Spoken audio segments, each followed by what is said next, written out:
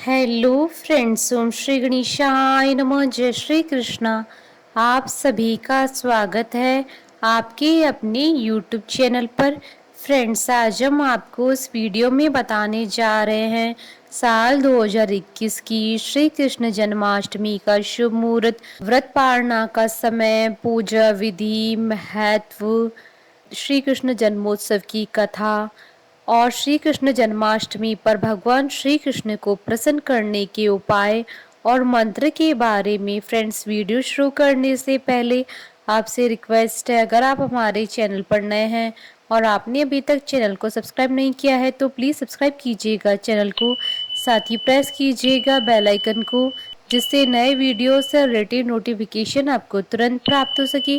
और वीडियो पसंद आने पर वीडियो को लाइक और शेयर जरूर कीजिएगा ताकि सभी भक्तों को इस वीडियो का लाभ प्राप्त हो सके। और कमेंट बॉक्स में जय श्री कृष्णा जरूर लिखिएगा।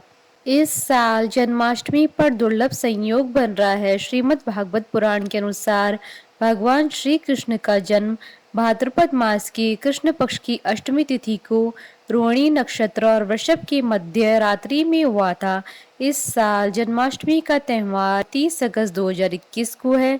शास्त्रों के अनुसार भाद्र कृष्ण पक्ष अष्टमी तिथि, रोहिणी नक्षत्र, वृषभ राशि में चंद्रमा, इसके साथ सोमवार या बुधवार का होना बेहद दुर्लभ संयोग माना जाता है। इस बार जन्माष्टमी पर भी यह सभी योग बन रहे हैं। हिंदू पंचांग के अनुसार इस साल श्री कृष्ण जन्माष्टमी पर सर्वार्थ सिद्धि योग भी रहेगा। 30 अगस्त को रोहिणी नक्षत्र का दुर्लभ संयोग रहेगा और चंद्रमा वृषभ राशि में रहेगा। ज्योतिष शास्त्र के अनुसार ग्रह नक्षत्रों की स्थिति के कारण इस साल श्री कृष्ण जन्माष्टमी बेहद शुभ और खास रहने वाली है। मान्यता है कि दुर्लभ संयोग में भगवान श्री कृष्ण जी की पूजा करने से सभी मनोकामनाएं शीघ्र ही पूर्ण होती है। जन्माष्टमी का व्रत आरंभ करने वालों के लिए यह साल बेहद खास रहेगा। जो लोग जन्माष्टमी का व्रत प्रारंभ कर रहे हैं उनके लिए जन्माष्टमी का यह व्रत उत्तम रहेगा।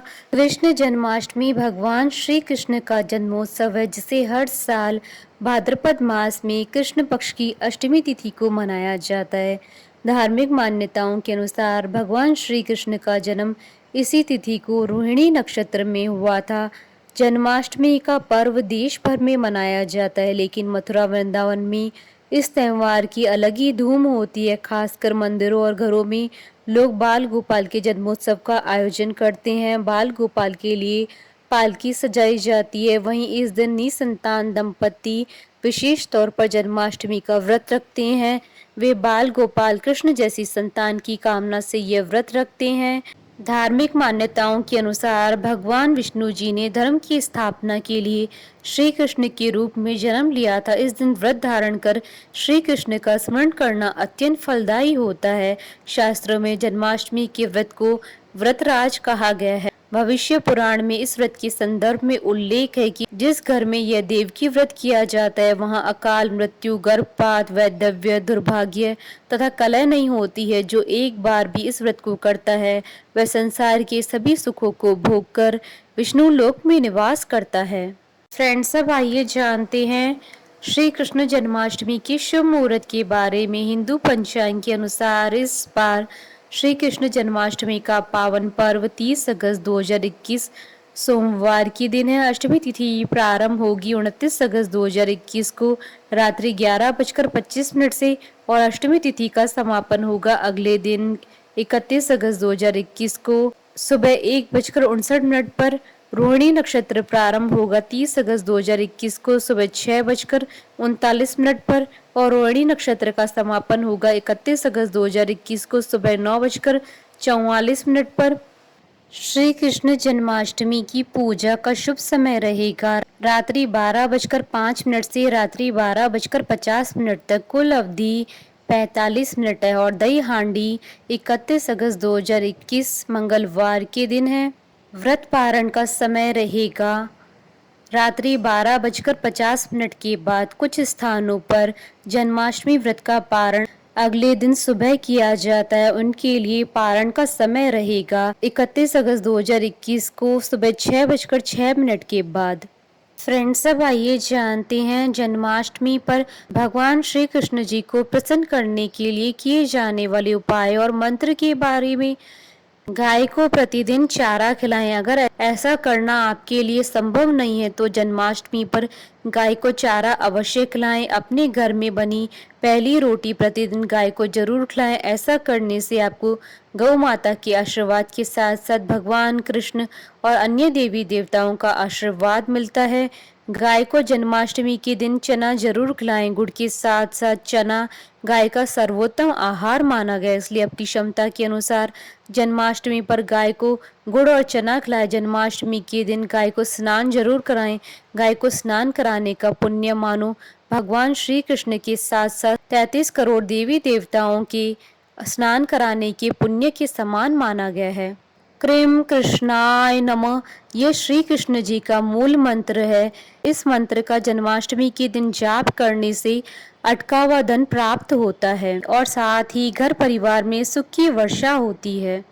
फ्रेंड्स, अब आइए जानते हैं श्री कृष्ण जन्माष्टमी की व्रत और पूजन विधि के बारे में।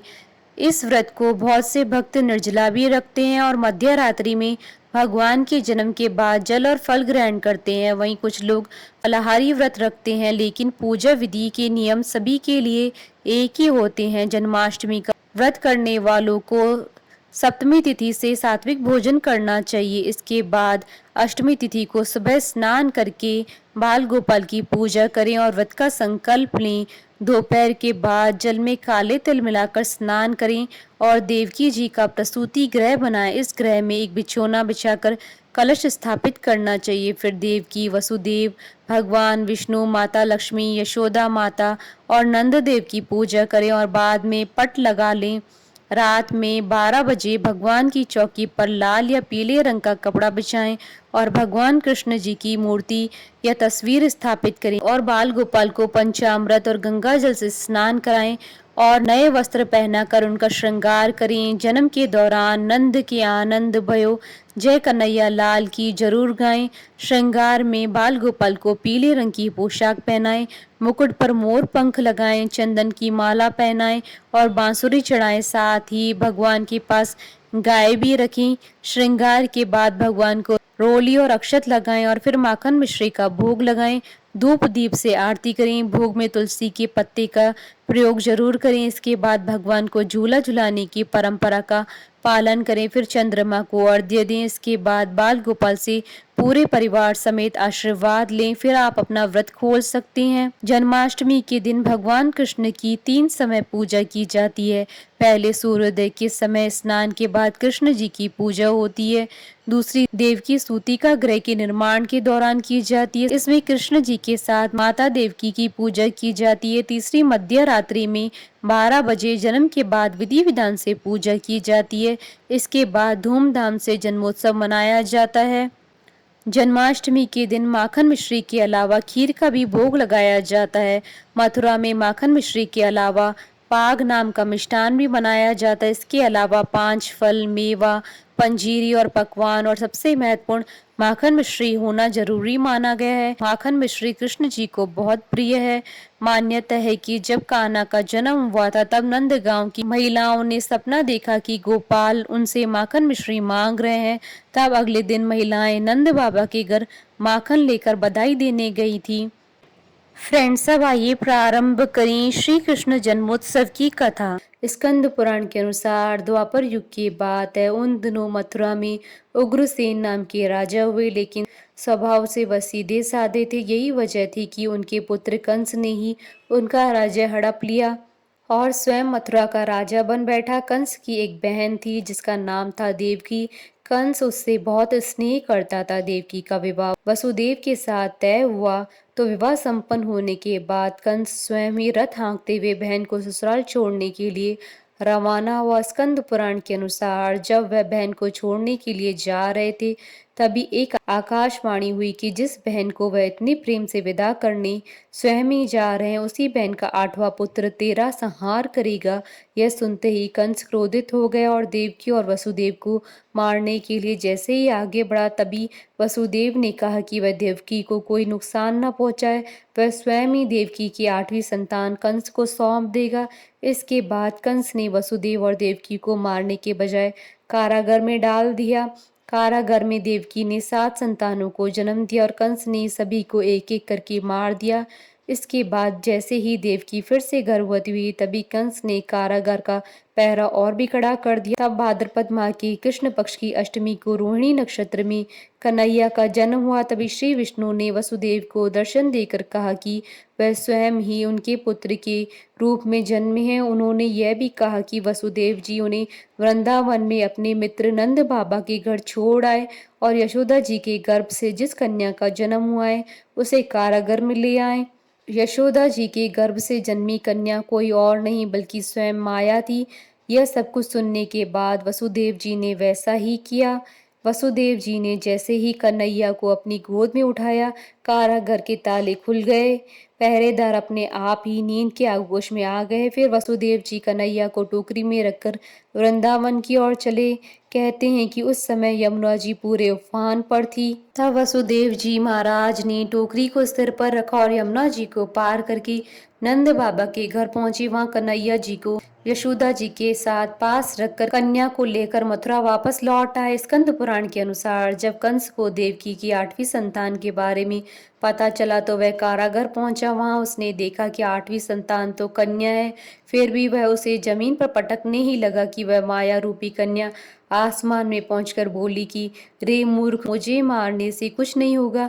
तेरा काल तो पहले से ही वृंदावन पहुंच चुका है, वह जल्दी ही तेरा अंत करेगा। उसके बाद कंस ने वृंदावन में जन्मे नवजातों का पता लगाया। जब यशोदा जी के लल्ला का पता चला तो उसने मारने के लिए कई प्रयास किए, कई राक्षसों को भी भेजा, लेकिन कोई भी उस बालक का बाल भी बांका नहीं कर पाया।